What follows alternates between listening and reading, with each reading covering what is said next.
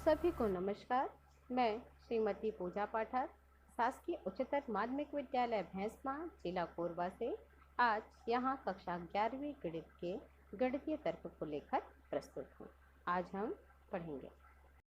हम कक्षा 11वीं के विषय गणित के बारे में पढ़ेंगे। इकाई 5 गणितीय तर्क। यहाँ कौन बता सकता है कि तर्क क्या होता है? बच्चों सोचो और बताओ कि तर्क क्या होता है। मतलब सोचने की बात। जिस कथन को, जिस स्टेटमेंट को देख के हम कुछ ना कुछ सोचें, तो वाक्य क्या होता है? वाक्य। तर्क को समझने के लिए हमें वाक्यों को जानना बहुत ही ज़रूरी होता है। हम सोचते हैं कि अब वाक्य क्या होता है। वाक्य के बारे में हम जानते हैं कि जिस चीज़ को, मतलब हर वो चीज़ जो हमें कुछ ना कुछ समझाए या जानकारी दे, जो या तो सही हो या तो गलत हो, यह क्या कहलाता है? वाक्य कहलाता है। जिसको देखने पे हमें कुछ ना कुछ पता चलता है, बोल सकते हैं, वो क्या होता है? वाक्य कहलाता है। और इनमें से कई वाक्यों को पढ़ने से हमें ऐसा लगता है कि ये या तो सही है या तो गलत है। कैसे पता चलता है? तो इसके बारे में देखते हैं। किसी ज्ञात तथ्यों के आधार पर या वैज्ञानिक दृष्टिकोण से तो इन्हें हम कथन कहते हैं। गणितीय भाषा में इसे हम स्टेटमेंट कहते हैं। इन्हीं स्टेटमेंट को देखकर हम बताते हैं कि ये सही है या गलत है। हम थोड़ी देर को सोचते हैं और बता सकते हैं कि ये कैसे हैं, सही या गलत। आइए बच्चों, अब हम कुछ उदाहरण की सहायता से समझते हैं। जैसे गंगा भारत की एक पवित्र नदी है। सोचिए, सब सोच के बताइए क्या होगा? जी हाँ, बिल्कुल, गंगा को हम जानते हैं कि क्या है? एक पवित्र नदी है, अतः यह सही है। अगला, लाल किला दिल्ली में है। सोचो और बताओ, लाल किला तो कहीं एक जगह ही होगा और वो जगह हमको मालूम होगा, तो ये भी क्या है? सही है। तो ये क्या हुआ? हमारा कथन हुआ। इसका जवाब क्या है? सही में है, ये हमारा कथन हुआ। अब जैसे हम पूछते हैं किसी से, तुम कहाँ जा रहे हो? क्या इस को सुनने पर, इस वाक्य को सुनने पर हमें पता चल रहा है कि कहाँ जा रहे हो?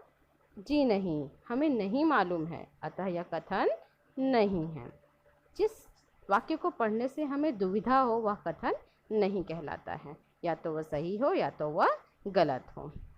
अब हम बोलते हैं जैसे आज का दिन अच्छा है, तो किसी के लिए वो दिन अच्छा होगा, किसी के लिए दिन खराब होगा। दिन अच्छा नहीं होता है, काम अच्छे होते हैं, इसलिए ये क्या हो जाता है? यह कथन नहीं है।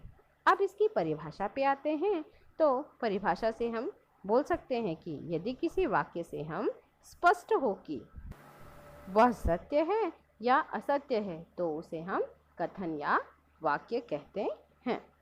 मतलब हम उस वाक्यों को सुनकर सोचें और उसका जवाब हमारे पास या तो सही हो या तो गलत हो। पूरी तरह से अगर हमें सोचना पड़े, वह कुछ लोगों के लिए अच्छा या कुछ लोगों के लिए बुरा हो, या उसका उत्तर हाँ या नहीं दोनों के बीच में होता है, तो वह वाक्य या कथन नहीं कहलाता है। प्रत्येक कथन वाक्य होता है, परंतु प्रत्येक वाक्य कथन नहीं। इसका मतलब सबको समझ में आया? प्रत्येक कथन वाक्य होता है, मतलब जो वाक्य है वह तो कथन है या नहीं, वो हम देखेंगे। अगर वह कथन है तो वाक्य तो होगा ही, लेकिन हर वाक्य कथन नहीं हो सकता। मतलब हर वाक्य सही या गलत नहीं हो सकता।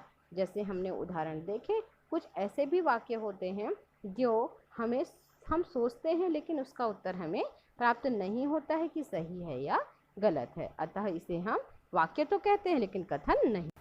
जैसे हम देखते हैं 25 एक सम संख्या है। आपको सभी को मालूम है ये सम संख्या है क्या? नहीं। तो ये क्या हो जाएगा? हमारा गलत हो जाएगा, क्योंकि यह विषम संख्या है। अब आते हैं अगला, अगर x + 5 = 7 है, तो क्या ये सत्य है या असत्य है?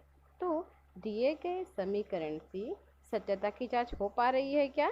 नहीं हो पा रही है, क्योंकि x का कोई निश्चित मान नहीं दिया है, अतः यह कथन नहीं है, क्योंकि इसमें ना तो हम सत्य बता सकते हैं ना तो असत्य बता सकते हैं।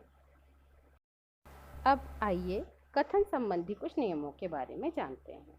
पहला नियम होता है तत्समक नियम, दूसरा अपवर्जी मध्यमान नियम और तीसरा अपरोधी होने का नियम। तो पहले नियम के बारे में देखते हैं। पहला नियम है तत्समक नियम। कोई भी प्रयुक्त कथन उसका संकेत किसी समस्या के प्रारंभ से अंत तक ही अर्थ रखता है। अपवर्जी मध्यमान नियम, कोई भी तर्क वाक्य या तो सत्य होता है अथवा असत्य होता है। अगला है अवरोधी होने का नियम, कोई भी तर्क वाक्य सत्य और असत्य एक साथ नहीं हो सकता है, मतलब या तो सत्य होगा या तो असत्य होगा।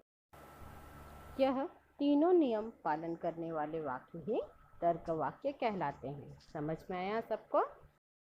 तो आइए बच्चों, अब हम कथनों के प्रकार के बारे में जानते हैं। कथन मुख्यतः दो प्रकार के होते हैं, सरल कथन और संयुक्त कथन, सिंपल स्टेटमेंट और कंपाउंड स्टेटमेंट। सबसे पहले आते हैं सरल कथन में, मतलब ऐसा कथन जो स्वयं अपनी सत्यता को स्पष्ट करता है, सरल कथन कहलाता है। मतलब उसको पढ़ने से हमें सीधे सीधे पता चल जाए कि वह सत्य है या असत्य है। अर्थात ऐसा कथन जिसकी सत्यता को सिद्ध करने के लिए दूसरे पर निर्भर नहीं होना पड़ता है, उसे हम सिंपल स्टेटमेंट या सरल कथन कहते हैं। ऐसे कथन बनाने में किसी संयोजक शब्द का प्रयोग नहीं होता है। उदाहरण के लिए सम संख्याओं का योग सम होता है। दूसरा है संयुक्त कथन, दो या दो से अधिक सरल कथनों को किसी शब्द के द्वारा सहयोग करके संयुक्त कथन बनाया जाता है। जैसे इनके लिए कुछ हम संयुक्त करने के लिए कुछ शब्दों का प्रयोग करते हैं। ये शब्द होते हैं जैसे कि हम बोल सकते हैं और, एंड, या, यदि, तो, इस प्रकार के शब्द आदि का प्रयोग किया जा सकता है। उदाहरण के लिए यदि x और y दो परिमेय संख्याएं हैं तो उनका योग भी एक परिमेय संख्या होगा। यहाँ पे यदि और दूसरे वाक्य में तो का प्रयोग हुआ है, मतलब ये संयुक्त कथन है। धन्यवाद।